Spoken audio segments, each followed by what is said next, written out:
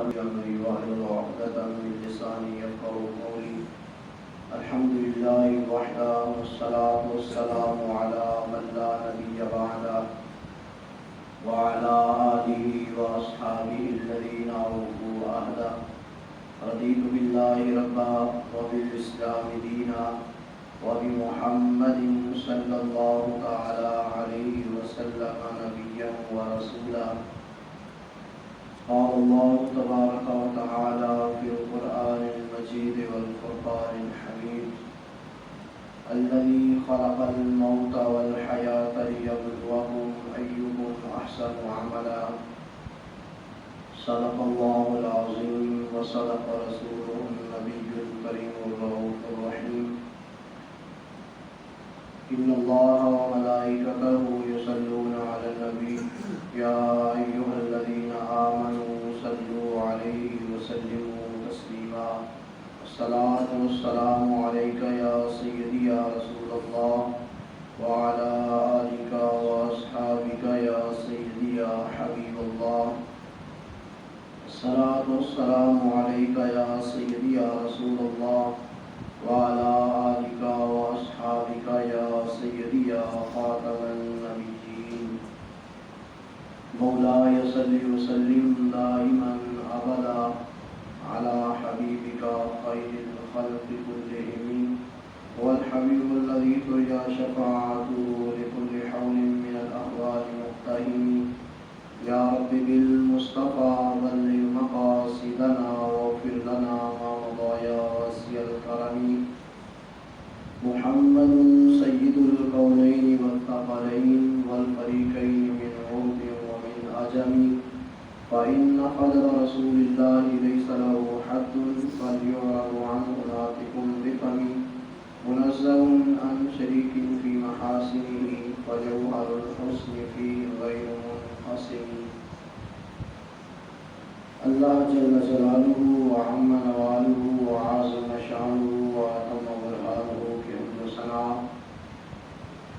تاجدار کائنات، مغفر موجودات، غم و سارے زمان، حامی بے کساں، سید سروراں، تتمہ دور زمان، احمد مجتبی جناب سیدنا محمد مصطفیٰ علیہ التحیۃ والثناء کی بارگاہ قربان میں درود و سلام کا نذرانہ پیش کرنے کے بعد، معزز سامعین و حاضرین و ناظرین، اللہ جل جلالہ اپنی لارح کتاب کے اندر ارشاد فرماتا ہے: الذی خلق الموت والحیاۃ لیبلوکم ایکم احسن عملا. وہی ہے جس نے پیدا فرمایا موت کو اور حیات کو. موت جو ہے اس کا تذکرہ پہلے فرمایا اور حیات کا تذکرہ بعد میں فرمایا. موت و حیات کو کس لیے پیدا فرمایا؟ آگے فرمایا لیبلوکم، تاکہ آزمائش کی جائے، آزمایا جائے، پرکھا جائے، دیکھا جائے. احسن عملا، تم میں اچھے عمل کون کرتا ہے. تو اس کی مثال اس طرح لے لیں کہ اگر کوئی فیکٹری ہو یا کوئی اس طرح کی چیز ہو جو لوگ چیزیں بناتے ہیں، تو انہوں نے کچھ لوگ ایسے رکھے ہوتے ہیں کہ جو لوگ چیزوں کو پرکھتے ہیں، ان کو دیکھتے ہیں کہ یہ چیزیں کس کوالٹی کی ہیں، اعلیٰ کوالٹی ہے یا عام چیزیں ہیں. تو اسی طرح اللہ جل جلالہ نے موت اور حیات کو پیدا فرمایا لیبلوکم ایکم احسن عملا، تاکہ تمہاری آزمائش کی جائے، پرکھا جائے، دیکھا جائے کہ تم میں سے اچھے عمل کون کرتا ہے.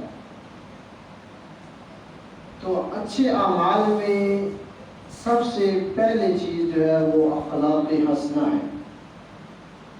بندے کا اخلاق جو ہے وہ اچھا ہونا چاہیے، اور اخلاق جو ہے صرف یہ نہیں کہ کسی کے ساتھ نرم گفتگو کرنا، میٹھی زبان سے اس کے ساتھ بات کرنا، اس کے ساتھ نرم لہجے سے پیش آنا، صرف یہ اخلاق حسنہ نہیں ہے۔ اخلاق حسنہ کا یہ ایک جز ہے۔ اخلاق حسنہ میں سب سے پہلے توکل علی اللہ آتا ہے، یعنی اللہ پر توکل کرنا، اور اس کے بعد دوسرے نمبر پر شکر آتا ہے کہ رب تعالیٰ کا شکر ادا کرنا، اور تیسرے نمبر پر صبر آتا ہے۔ تو سب سے پہلے جو ہے وہ توکل علی اللہ ہے۔ حضور سید الانبیاء صلی اللہ تعالیٰ علیہ وآلہ وسلم نے ارشاد فرمایا، اپنے صحابہ کو فرمایا کہ صحابہ اگر تم اللہ پر بھروسہ کرو گے، اللہ پر توکل کرو گے، تو وہ تمہارے ساتھ پرندوں جیسا سلوک فرمائے گا۔ صحابہ نے عرض کی، یا رسول اللہ پرندوں جیسا کیسے، اس کا کیا مطلب ہے؟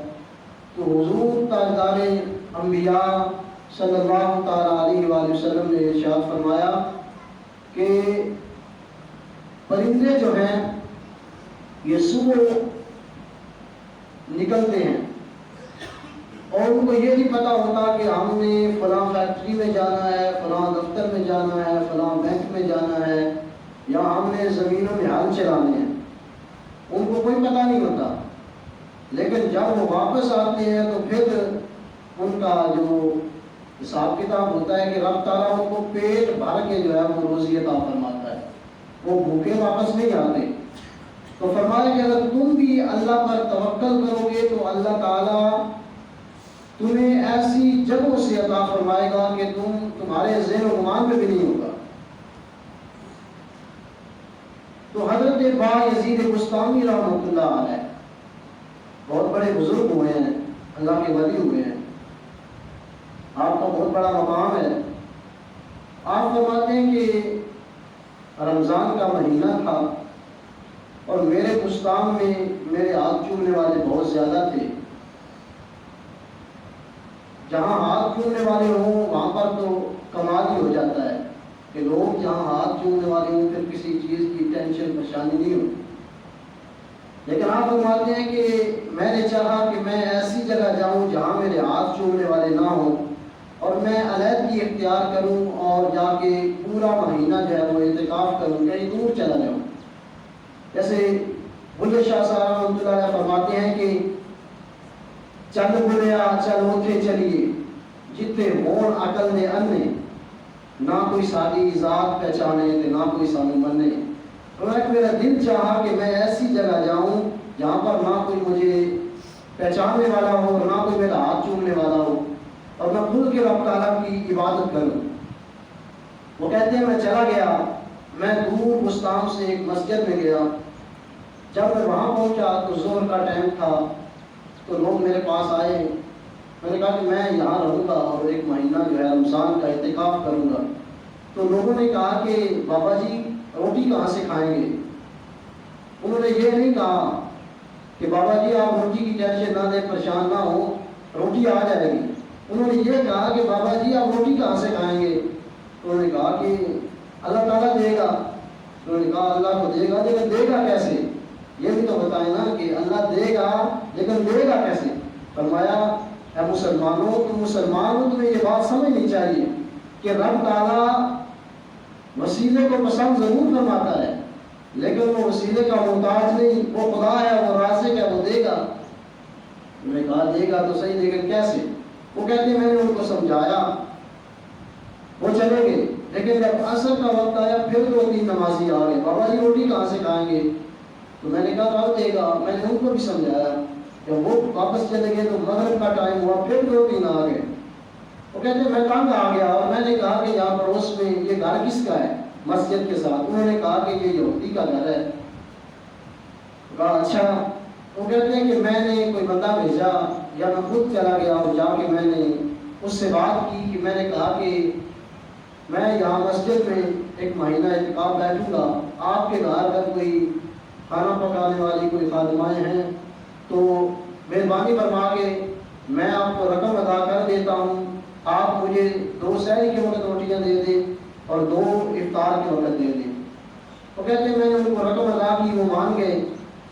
میں مسجد واپس آیا، جب میں واپس آیا میرا دل چاہا کہ میں ان کو بتاؤں، میں کوئی ذریعہ ڈھونڈ رہا تھا کہ ان کو بتایا کیسے جائے کہ میری بات ہو گئی ہے یہودی سے، وہ روٹیاں دے گا۔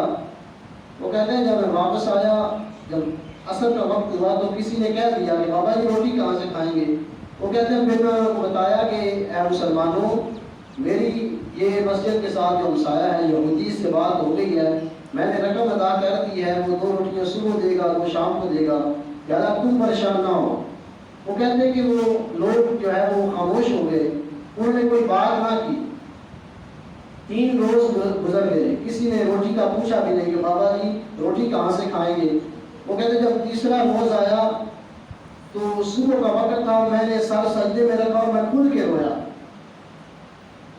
جب نماز ہو گئی میں نے نمازیوں کو کہا کہ آؤ نمازیوں، مسلمانوں، حاجیوں، آؤ دوبارہ سے کلمہ پڑھیں، دوبارہ سے لا الہ الا اللہ پڑھیں۔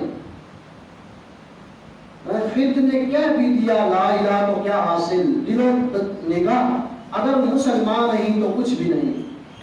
وہ کہتے ہیں میں نے کہا کہ آؤ حاجیوں، نمازیوں، روزے رکھنے والوں، آؤ دوبارہ کلمہ پڑھیں، دوبارہ لا الہ الا اللہ کہیں، دوبارہ رب تعالیٰ کی شہادت دیں اور رسول اللہ صلی اللہ علیہ وسلم کے رسول ہونے کی گواہی دیں۔ وہ کہتے ہیں تم کون ہوتے ہو ہمیں کلمہ پڑھانے والے؟ ہم مسلمان ہیں پہلے سے ہی۔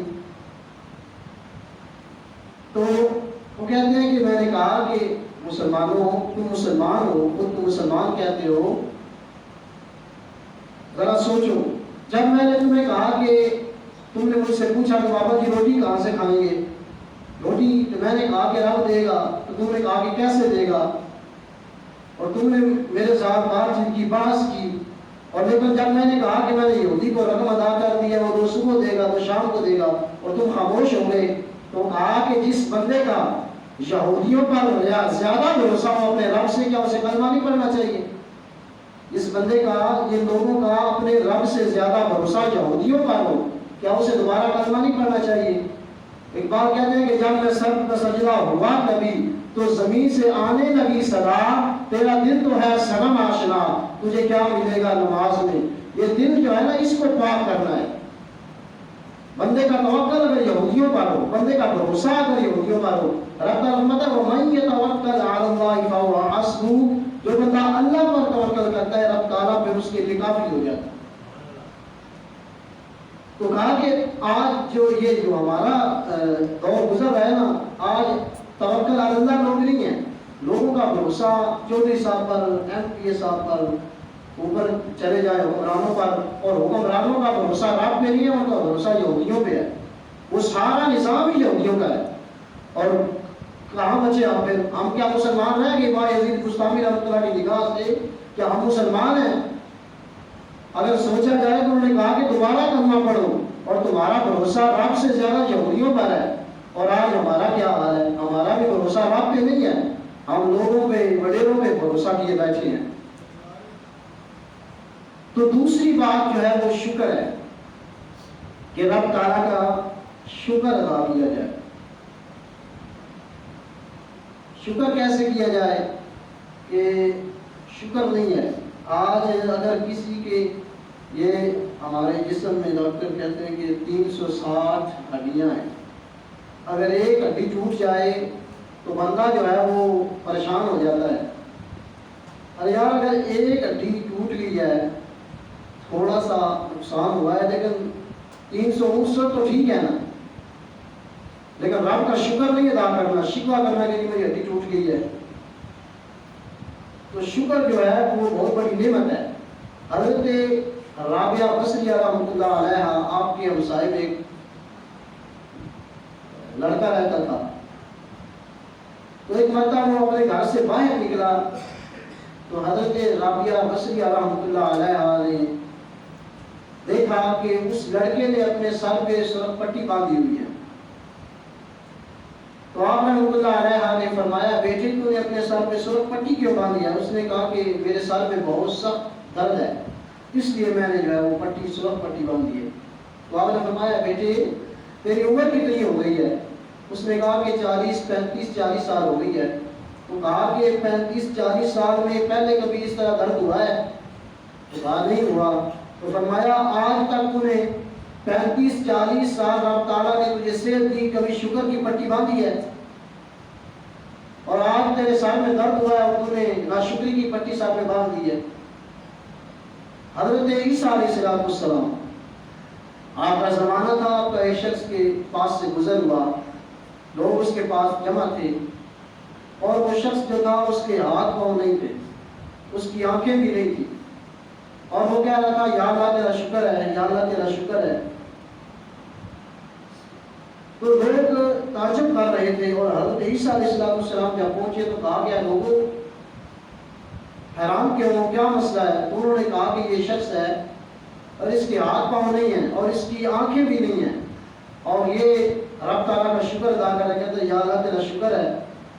تو حضرت عیسیٰ علیہ السلام اس شخص کے پاس گئے اور اس کے کان میں جا کر کہا کہ اے بندے تو کس بات پہ شکر کر رہا ہے؟ نہ تیری آنکھیں ہیں, نہ تیرے ہاتھ ہیں, نہ تیرے پاؤں ہیں. تو اس نے کہا کہ اے عیسیٰ علیہ السلام بے شک میرے ہاتھ نہیں ہیں, میرے پاؤں نہیں ہیں, میری آنکھیں نہیں ہیں, میرا گھر نہیں ہے, میری بیوی نہیں, بچے نہیں, لیکن میں اس بات پہ رب تعالیٰ کا شکر ادا کر رہا ہوں کہ میرے دل میں ایمان ہے. اور عرض کی یا موسیٰ, عیسیٰ علیہ السلام یا عیسیٰ ان لوگوں کو کہہ دیں کہ جس بندے کے کندھوں کے ساتھ اللہ تعالیٰ کے نبی جلوہ فروز ہوں کیا وہ رب کا شکر ادا نہ کرے؟ ان سارے کافروں میں رب تعالیٰ نے مجھے اپنے ایمان کی دولت سے مالا مال فرمایا ہے اور حضرت عیسیٰ علیہ السلام کا میں کلمہ پڑھتا ہوں, کیا میں اس کا شکر ادا نہ کروں؟ اور آج ہماری حالت کیا ہے؟ ہم تھوڑا سا نقصان ہو جائے تو ناشکری کرتے ہیں.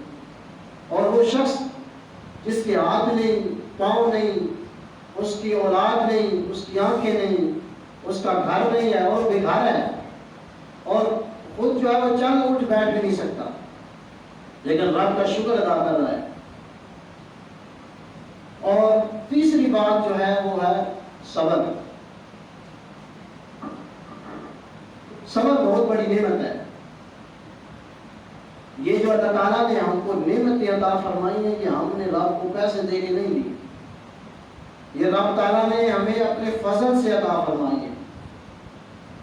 اگر وہ چاہے تو وہ ایک جھٹکے میں لے سکتا ہے, آنکھ چپکنے سے پہلے یہ سب ملیا بھیٹ ہو جائے. یہ اس کا فضل ہے کہ اس نے یہ نعمتیں ہمیں عطا فرمائی ہیں. حضرت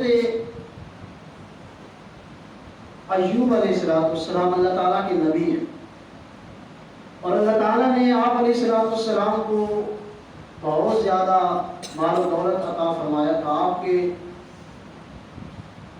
40,000 بکریوں کا لیور تھا اور 400 آپ کے باغات تھے اور 12 بیٹے رب تعالیٰ نے عطا فرما رکھے تھے.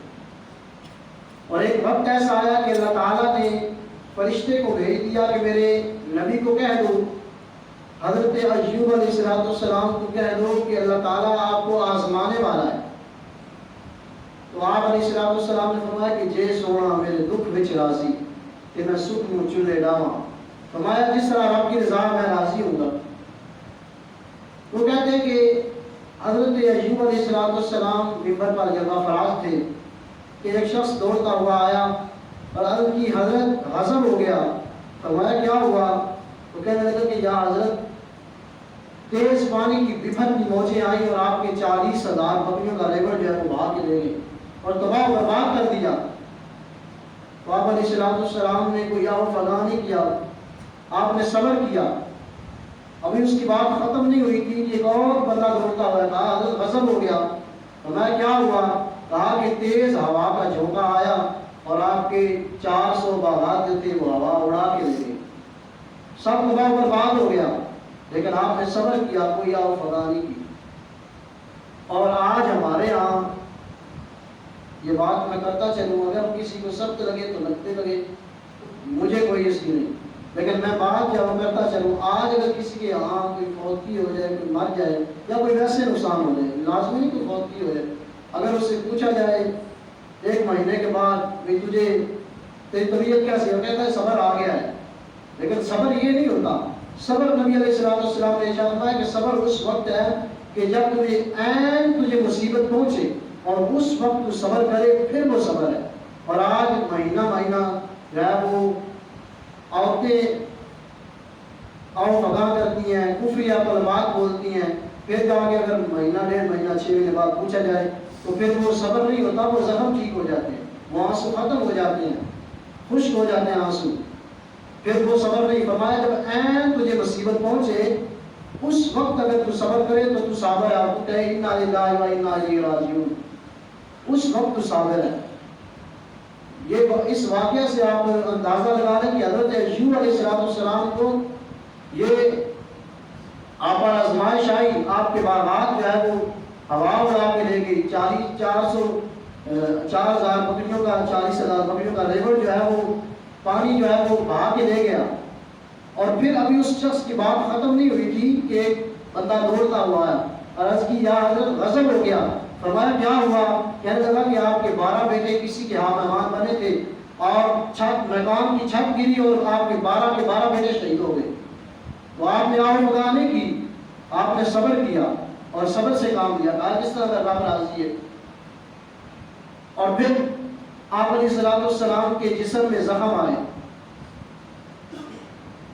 اور آپ علیہ السلام کو لوگوں نے شہر بدر کر دیا، اپنے شہر سے نکال دیا، اور آپ علیہ السلام کے جسم سے جو ہے وہ بوٹیاں جو ہے وہ گرتی تھیں۔ آپ کے جسم میں اس طرح زخم آئے کہ آپ کے جسم سے بوٹیاں جو ہے وہ گرتی تھیں، اور آپ علیہ السلام نے کوئی شکوہ نہیں کیا۔ ایک مرتبہ آپ علیہ السلام کی زوجہ جو ہے انہوں نے کہا کہ حضرت 16 سال ہو گئے آپ کو بیماری میں، آپ رب تعالیٰ کے نبی ہیں، اللہ تعالیٰ سے دعا کریں کہ اللہ تعالیٰ آپ کو شفا عطا فرمائے۔ تو آپ علیہ السلام نے فرمایا کہ مجھے کتنے سال ہوئے بیماری میں؟ کہا کہ 16 سال، اور فرمایا کہ رب تعالیٰ نے مجھے شفا کتنے سال عطا فرمائی؟ کہا کہ 60 سال۔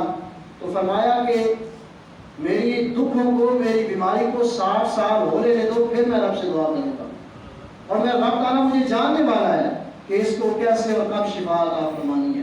وہ اتنی بات کہنے والے تھے کہ اللہ تعالیٰ نے فرشتوں کو فرمایا کہ دیکھا تم نے میرے نبی کو، میرے دوست کو دیکھا، لِيَبْلُوَكُمْ أَيُّكُمْ أَحْسَنُ عَمَلًا، فرمایا کہ جاؤ اور میرے نبی کو یہ خوشخبری دے دو۔ اور پھر حضرت ایوب علیہ السلام پہ وہ دور آیا کہ آپ کے رب تعالیٰ نے آپ کو مال و دولت سے جو ہے وہ نوازا، پھر وہ بکریاں، وہ بھیڑیں، وہ آپ کے جانور جو واپس آ گئے، پھر وہ باغات واپس آئے، اور پھر رب تعالیٰ نے آپ کو اولاد کی دولت سے بھی نوازا۔ پھر آپ نے شکر ادا کیا، ناشکری نہیں کی، اور شکر ادا کیا اور صبر کیا، تو رب تعالیٰ نے آپ کو پھر سے وہ دولت جو ہے اس سے مالا مال فرمایا، آپ کو اولاد کی نعمت سے بھی نوازا۔ اور پھر جب آپ کے دکھ کے دن ختم ہوئے، سکھ کے دن آئے، تو پھر آپ کی زوجہ کہنے لگی کہ حضرت میں نے آپ کو ایک بات کہنی ہے۔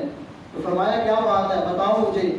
کہنے لگی کہ آپ مجھے یہ بتائیں دکھ اچھے کہ سکھ اچھے، یعنی آپ کے جو آپ پر مصیبت آئی وہ دن اچھے تھے یا آپ کے آسائش والے دن اچھے تھے؟ تو آپ نے فرمایا کہ سارے دن جو ہے وہ رب تعالیٰ کی ہیں، اس طرح رب تعالیٰ راضی ہے، لیکن اگر مجھ سے پوچھے، میرے دل کی بات پوچھے، تو جو دکھ والے دن تھے وہ اچھے تھے۔ وہ کہنے لگی وہ کیسے، دکھ والے دن کیسے اچھے؟ تو فرمایا کہ جب میں بیمار تھا تو میرا مالک 24 گھنٹے میں ایک مرتبہ میری عیادت فرماتا تھا، مجھ سے پوچھتا تھا کہ اے میرے نبی تیرا کیا حال ہے؟ تو فرمایا کہ جب میرا رب پوچھتا تھا تو 12 گھنٹے میرے اسی لذت میں گزر جاتے کہ میرے رب نے میرا حال پوچھا ہے، اور فرمایا اگلے 12 گھنٹے اسی میں گزر جاتے کہ میرا رب میرا حال پوچھے گا۔ فرمایا جب مجھے تندرستی رب نے عطا فرمائی، پھر میرا رب میرا حال تو نہیں پوچھتا۔ تو کہا میرے لیے وہ دکھ کے دن جو تھے وہ اچھے تھے، سکھ کے دنوں تھے. اور اسی طرح حضرت جو ہے صبر رہے اور حوصلہ بھی اخلاق اسلام میں ایک اس کا بھی اپنا مقام ہے. حضرت عثمان حیری رحمۃ اللہ علیہ بہت بڑے اللہ کے ولی ہوئے ہیں، بہت بڑے بزرگ ہوئے ہیں. آپ رضی اللہ تعالیٰ عنہ کی مجلس میں لوگ آتے اور اپنے ایمانوں کو تازہ فرماتے تھے اور بیٹھتے.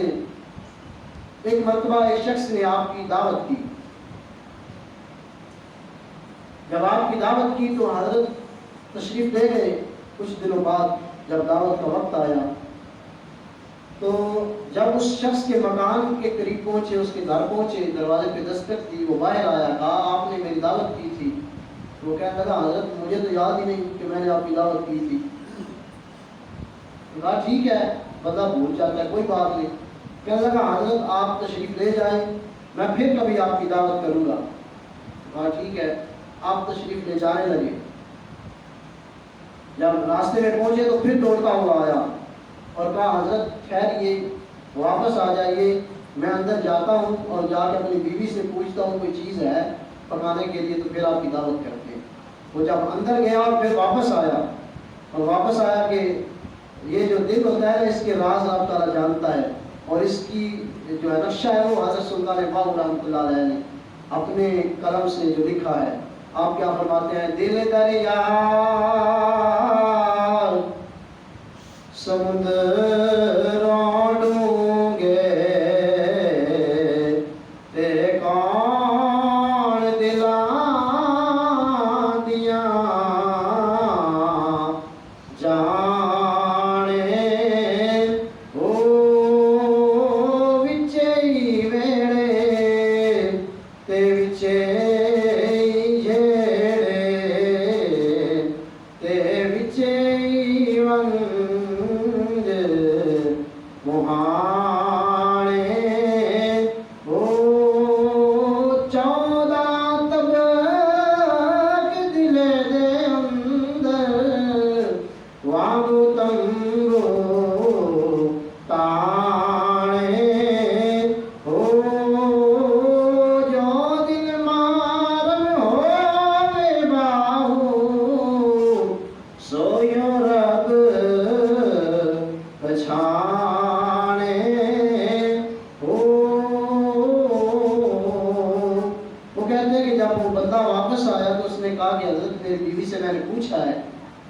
لیکن کوئی چیز نہیں ہے، لہٰذا آپ تشریف لے جائیں، پھر کبھی دعوت کریں گے.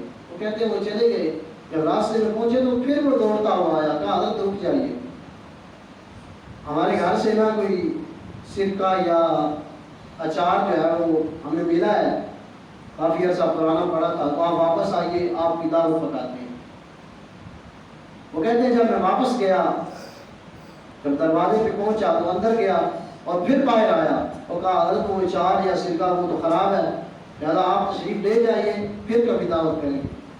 آج دیکھیں نا، اگر جو بندہ خود کو سب سے کمزور سمجھتا ہے نا کہ میں بھائی میری طبیعت ذرا اچھی ہے، میں کسی کی بات کا غصہ نہیں کرتا، میں نرم ہوں، اگر اس کی بھی اس طرح سے کی جائے نا کہ اسے دروازے پہ بار بار بلایا جائے، پھر کہا جائے پھر فلاں چیز نہیں ہے، فلاں ملی ہے وہ خراب ہے، تو اگلا بندہ اس سے ہوتا ہے، پھر پتہ نہیں وہ کیا کیا کرے. لیکن ان کا ایک اپنا کمال تھا اور ان کا ایک بہت بڑا ضرب تھا، حوصلہ تھا. اور جو بڑے لوگ ہوتے ہیں ان کا حوصلہ بھی بڑا ہوتا ہے. اور یہ بات یاد رکھیں کہ اگر بڑا بننا ہے تو پھر حوصلہ بھی بڑا ہونا چاہیے، پھر بندے کا حوصلہ بلند ہونا چاہیے. لوگوں کی باتیں اگر سنیں گے تو پھر کام نہیں چلے گا، پھر بندے کا دل جو ہے یہ ظرف بندے کا بڑا ہونا چاہیے. وہ کہتے ہیں کہ وہ اندر گیا، اس نے کہا وہ اچار یا سرکہ وہ خراب ہے. تو ہم نے کہا ٹھیک ہے کوئی بات نہیں، میں واپس چلا. پھر کبھی سے اس نے کہا حضرت تشریف لے جائیں، پھر کبھی آپ کی دعوت بنائیں گے. تو کہتے ہیں جب وہ تشریف لے گئے، راستے میں تھے تو پھر وہ دوڑتا ہوا آیا. عرض کی حضرت ٹھہر جائیے، مجھے ایک بات بتائیے، میں نے اتنے لوگ دیکھے ہیں، اتنے لوگوں کے ساتھ میں بیٹھا اٹھا ہوں، لیکن آپ جیسا حوصلہ، آپ جیسا صبر اور آپ جیسا ظرف میں نے کسی میں نہیں دیکھا. تو آپ نے کہا اچھا. فرمایا کہ یہ جو تم نے حوصلہ دیکھا نا، یہ حوصلہ میرے شہر کے کتوں میں بھی پایا جاتا ہے. یہ حوصلہ میرے شہر کے کتوں میں بھی پایا جاتا ہے، اگر انہیں کوئی بلاتا ہے تو وہ آ جاتے ہیں، اگر دھتکار دیتا ہے تو وہ چلے جاتے ہیں۔ فرمایا یہ حوصلہ نہیں ہے، یہ میرے شہر کے کتوں میں بھی پایا جاتا ہے۔